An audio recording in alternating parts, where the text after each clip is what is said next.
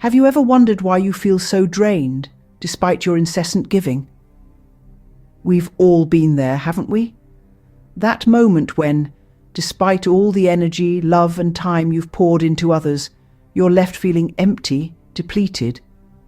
But what if I told you it's not in vain? You see, there's a term for this moment. It's called a kairos moment, a divine appointment preordained by the universe itself.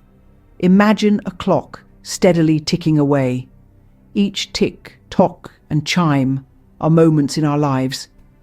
But amongst those ordinary moments, there are special ones that shake us to our core, ones that are meant to realign our paths. These are our kairos moments, our divine appointments. But why does this moment feel so exhausting, you may ask?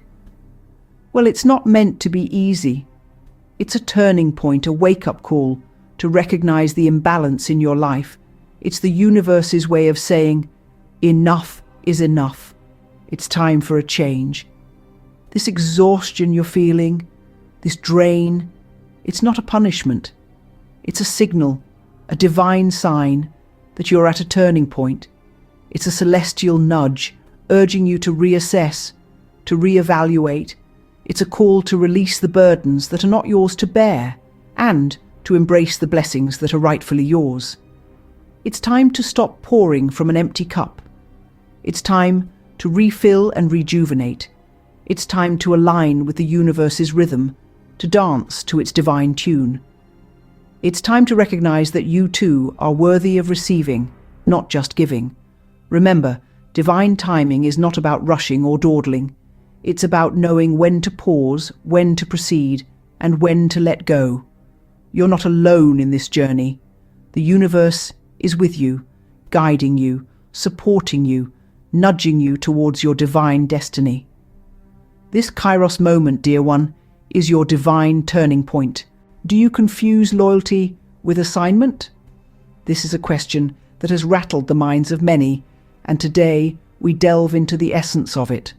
Loyalty and assignment, two distinct concepts, yet so often intertwined in our lives, leading to confusion and at times, spiritual exhaustion. In our journey, loyalty represents the strong connection we feel towards those we care about, those we've bonded with over time. It's the adhesive that binds us to people and places, often blurring our vision and making us overlook crucial aspects of our life's mission. It's commendable indeed, but it can also lead us astray, diverting us from our true path. On the other hand, our assignment, our divine calling, is the path that has been laid out for us by the universe, the road we are destined to tread.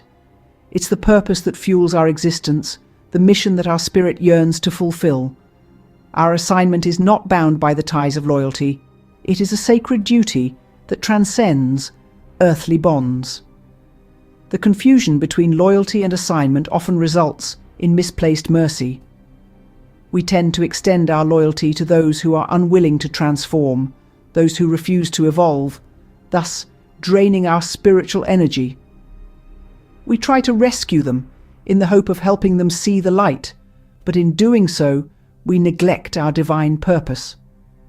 We must understand that our assignment is not about rescuing those who refuse to change. It is about serving our divine purpose, fulfilling our spiritual mission. It's not about saving others. It's about awakening to our own divine potential. So it's time we differentiate between loyalty and assignment. It's time we prioritize our spiritual mission over misplaced loyalty. It's time we stop exhausting our spiritual energy on those who are resistant to transformation and instead focus on our divine assignment.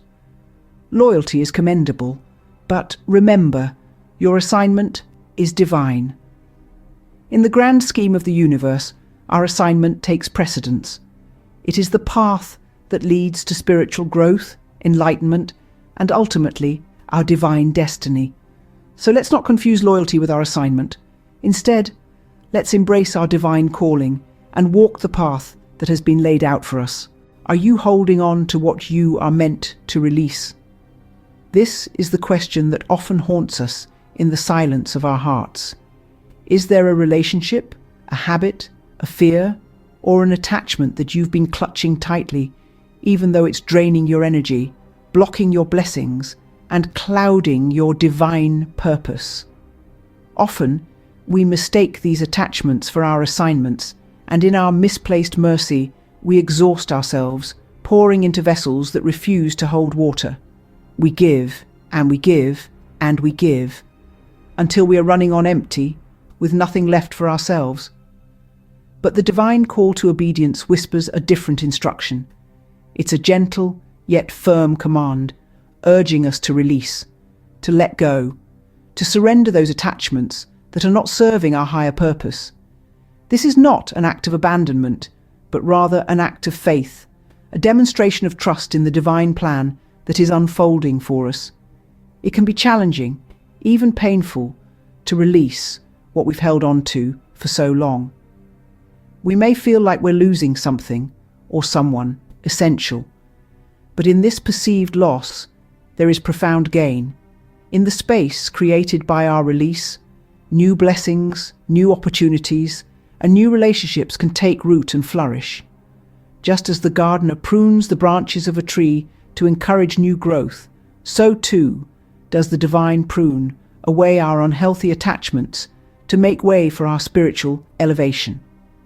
This process of divine pruning is a sacred act of love, a testament to our worthiness of receiving more than we've dared to imagine. So, what are you holding on to that you are meant to release? What is the divine calling you to surrender, to create space for something greater, something more aligned with your true purpose?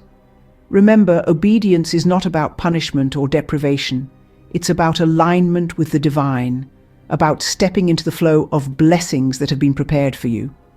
It's about trusting that what is meant for you will not pass you by. Obedience, though difficult, leads to divine exchange. Let go and let the divine fill your hands, your heart, and your life with abundance beyond measure. Are you ready to transition from a helper to a harvester? It's a profound question, isn't it? You've been so accustomed to giving, to serving, to extending your hand, that the thought of receiving, of harvesting, seems almost alien. But this is the natural progression of things, the divine order, if you will. Imagine yourself not just as a helper, but as a spiritual governor. You're no longer just a vessel for others to draw from, but a steward of your own divine energy and peace. You've been appointed not only to serve, but to lead. This doesn't mean you'll stop helping others, but rather that you'll be more discerning about where and how you give. Now, being a spiritual governor means guarding your anointing, your energy, your peace. It's about protecting what's yours, not in a selfish way, but in a way that ensures you can continue to fulfill your divine purpose. You see, when you're constantly giving, you can end up drained, exhausted, and unable to serve as effectively as you could. But when you're a harvester, you're replenishing your resources, ensuring that you can continue to give without depleting yourself. And here's the thing, focusing on your divine purpose isn't about pleasing others. It's not about meeting their expectations or fitting into their boxes. It's about aligning yourself with the divine, with your higher calling. It's about fulfilling the purpose for which you were created. And often that means saying no to things that don't serve that purpose, even if it disappoints others. This transition from helper to harvester is a powerful one. It's not always easy, and it requires courage. It requires you to step out of your comfort zone, to challenge your old ways of thinking. But the rewards are immense, because when you transition from a helper to a harvester, you step into a new season. The season of giving exhaustively ends. A season of receiving and reigning begins. It's a season of abundance, of overflow. It's a season where you're not just giving, but also receiving. It's a season where you're not just serving, but also leading. It's a season of divine favor, of supernatural blessings. So, are you ready to step into this new season? Are you ready to transition from a helper to a harvester? Are you ready to cross the divine threshold? As we journey through our spiritual path, we reach a precipice, a divine threshold. This is a sacred turning point where the storm of trials and tribulations subsides, and the chosen one steps into a realm of promise, overflow, and supernatural favor. It's a moment of profound transformation, a shift from what was to what will be, a kairos moment of sacred divine timing. Now, this threshold may seem daunting. The feelings of loss, loneliness, or rejection you've encountered during your spiritual pruning may linger, casting shadows of doubt. But remember, dear ones, these feelings are merely remnants of your past, echoes of the lessons you've learned, not indicators of your future. Just as dawn breaks after the darkest hour, your breakthrough lies just beyond this divine threshold. It's the point where your obedience and faith intersect, leading to an explosion of divine blessings. It's where the divine exchange happens. What was lost is restored, and not just restored, but multiplied.